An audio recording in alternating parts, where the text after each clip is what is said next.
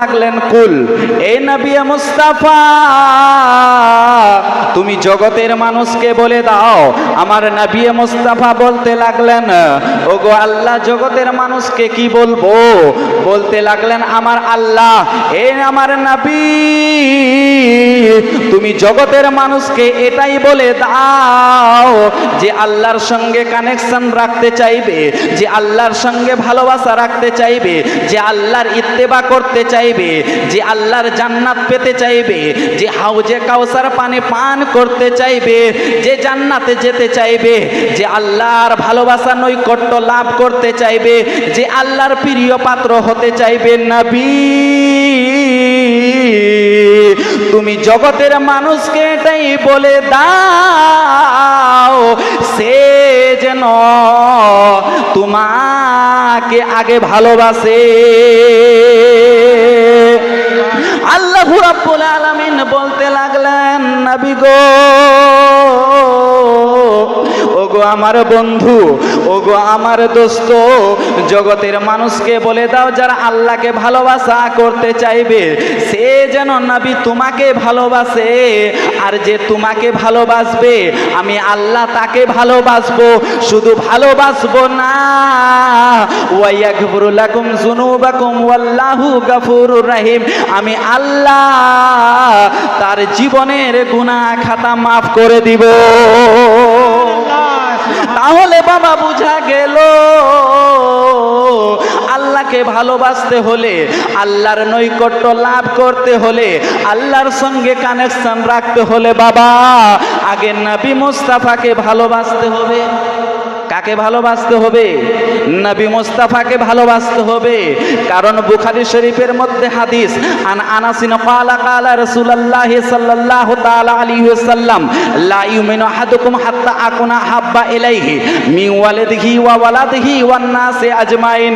বুখারী শরীফের মধ্যে পাওয়া যায় এ জগতের মানুষ তোমাদের অন্তরে মা বাপ চাইতো, তোমাদের অন্তরে ধন সম্পদ টাকা পয়সা থেকেও, নিজের আওলাদ থেকেও নবী মুস্তাফার ভালোবাসা 100% লাগবে।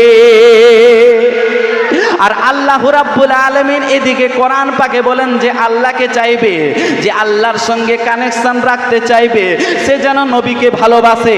আরে নবীকে ভালোবাসাই হলো আল্লাহকে ভালোবাসা।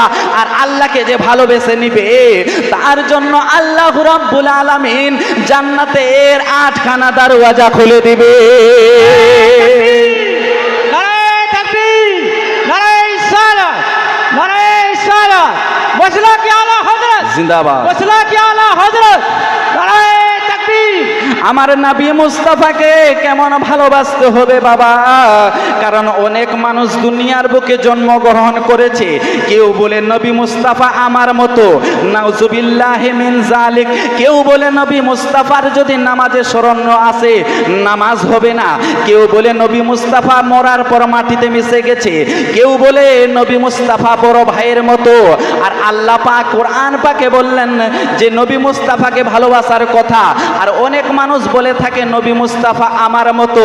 আরে নবী মুস্তাফা তো দূরের কথা, নবী মুস্তাফার গোলামের সমতুল্য তুমি হতে পারবে না। আরে নবী মুস্তাফাকে যারা ভালোবেসেছে তারা আমার আলা হযরত হয়েছে বাবা। যারা নবী মুস্তাফাকে চিনতে পেরেছে তারা খাজা গরিব নওয়াজ হয়ে গেছে। যারা নবী মুস্তাফাকে চিনেছে তারা খাজা কুতুবউদ্দিন বখতিয়ার কাকি হয়ে গেছে বাবা। যারা নবী মুস্তাফাকে চিনেছে তারা নিজামউদ্দিন আউলিয়া হয়ে গেছে। যারা নবী মুস্তাফার ভালোবাসা লাভ করেছে তারা মাখদুমে মহিমি হয়ে গেছে। যারা নবী মুস্তাফাকে ভালোবেসেছে তারা গাউসে পাক হয়ে গেছে। যারা নবী মুস্তাফাকে ভালোবেসেছে তারা উহুদের প্রান্তরে আরে নবী মুস্তাফার জন্য দ্বীনের খাতিরে, ইসলামের খাতিরে জানকে কুরবান করে দিয়েছে। আরে যারা নবী মুস্তাফাকে ভালোবেসেছে তারা সিদ্দিকে আকবর হয়ে গেছে। যারা নবী মুস্তাফাকে ভালোবেসেছে তারা ওমরে ফারুক হয়ে গেছে। যারা নবী মুস্তাফাকে ভালোবেসেছে তারা হজরতে আলী হয়ে গেছে। যারা নবী মুস্তাফাকে ভালোবেসেছে উসমানী গানি হয়ে গেছে।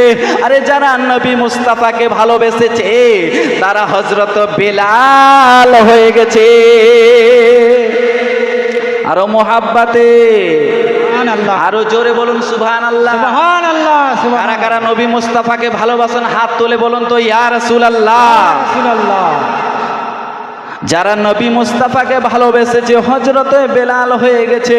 ওই হযরত বেলাল আমার নবী মুস্তাফাকে কেমন ভালোবাসতো, ওই হযরত বেলালের মালিক যিনি ছিল উমাইয়া, হযরত বেলালের পরে এত টর্চার করতো বাবা। হযরত বেলালকে এত মারধর করতো, বলতো বেলাল তোমাকে মাঝে মাঝে দেখি তুমি কি যেন গুনগুন গুনগুন করে তেলাওয়াত করো, গুনগুন গুনগুন করে পড়ো, তুমি কি করছো বেলাল বলো বলো। বেলাল বলেছিলেন নিজের মালিককে, আমি নবী মুস্তাফার পাগল হয়ে গেছি, আমি নবী মুস্তাফার দেওয়ানা হয়ে গেছি, আমি নবী মুস্তাফার প্রেমিক হয়ে গেছি, আমি আল্লাহর পাগল প্রেমিক হয়ে গেছে। উমাইয়া বাবা এত বেলালের পর টর্চার করে দিন রাত টর্চার করলো বাবা। বেলালকে বলতে লাগলেন বেলাল, ও বেলাল তুমি কি করো, নবী মুস্তাফার কালমা ছেড়ে দাও, নবী মুস্তাফাকে ভালোবাসা করতে হবে না, নবী মুস্তাফার সঙ্গে কানেকশন রাখতে হবে না। বেলাল বলেছিলেন আরে গোলামানে মোহাম্মদ, আরে জান দেনে সে नहीं डरते, अरे गोलामाने मोहम्मद जान देने से नहीं डरते, अरे सर कट जाए रह जाए कुछ परवाह नहीं करते। নারায়ে তাকবীর, নারায়ে তাকবীর, আল্লাহু আকবার, ইয়া রাসূলুল্লাহ, মশলা কি আলা হযরত জিন্দাবাদ, মশলা কি আলা হযরত জলসা কমিটি জিন্দাবাদ। নারায়ে তাকবীর। আমার যদি আল্লাহ রাব্বুল আলামিন এরকম যদি হাজার হাজার জান দিয়ে দেয়, আরে নবী মুস্তাফার জন্য কুরবান হতে রাজি আছে। ওই হযরতে বেলাল আমার নবী মুস্তাফাকে কত ভালোবাসতেন। হযরত বেলালকে আমার দয়ার নবী মুস্তাফা ডাক দিয়ে বললেন বেলাল, ও বেলাল এই যে কাবা ঘর দেখছো, কাবা ঘর, কাবা ঘরের ছাদের উপরে উঠে যাও। বুঝতে পারছেন তো? কাবা ঘরের ছাদে উঠে যাও বেলাল। আমার দয়ার নবী মুস্তাফার কথা শুনে বেলাল যেন কাবা ঘরের ছাদে উঠতে আরম্ভ করেছে বাবা। টুক টুক টুক টুক করে এক পা দু পা করে যেন কাবা ঘরের ছাদে উঠে দাঁড়িয়ে আছে আমার নবী মুস্তাফা। বলতে লাগলেন বেলাল, ও বেলাল তুমি কি কাবা ঘরের ছাদে উঠেছো? বেলাল বলতে লাগলেন ইয়া রাসূলুল্লাহ, ইয়া হাবিবাল্লাহ, নবী গো, ও গো মায়ার নবীজি, আমি কাবা ঘরের ছাদে উঠে গেছি গো নবী। ও আমার বেলাল এবার তুমি আজান দিয়ে দাও, বেলাল তুমি আজান দিয়ে দাও। বেলাল বাবা চিন্তা ভাবনা করতে আরম্ভ করেছে যে বাংলাদেশের মানুষ পশ্চিম দিকে কিবলাখানা, কিবলার দিকে মুখ করে আজান দেয়। কুচবিহারের মানুষ পশ্চিম দিকে মুখ করে আজান দেয়। পাকিস্তানের মানুষ পশ্চিম দিকে এজন্যই মুখ করে আজান দেয় কারণ কিবলাখানা হচ্ছে কি পশ্চিম দিকে, সেজন্যই আমরা পশ্চিম দিকে মুখ করে আজান দিই।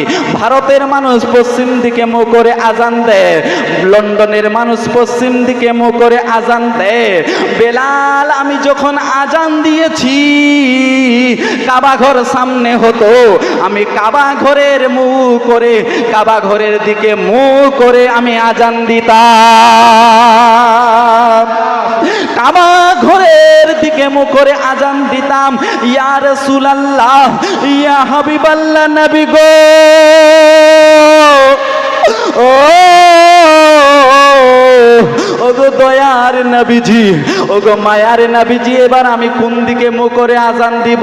কারণ কাবা ঘরের ছাদে উঠেছি, উপরে তো কোনো কিবলা নেই, কোন দিকে মুখ করে আজান দিব? আমার দয়ার নবী মুস্তাফা বলেছিলেন, বেলাল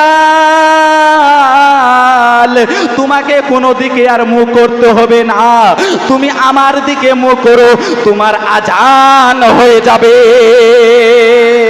আমার আল হযরত আজিমুল বরকত 1400 কিতাবের রাইটার বেলাল সামিন থেকে লিখতেছেন কি, হাজিও आओ शहंशाह का रोजा देखो, हाजियो आओ शहंशाह का रोजा देखो, अरे काबा तो देख चुके हो, काबे का काबा देखो।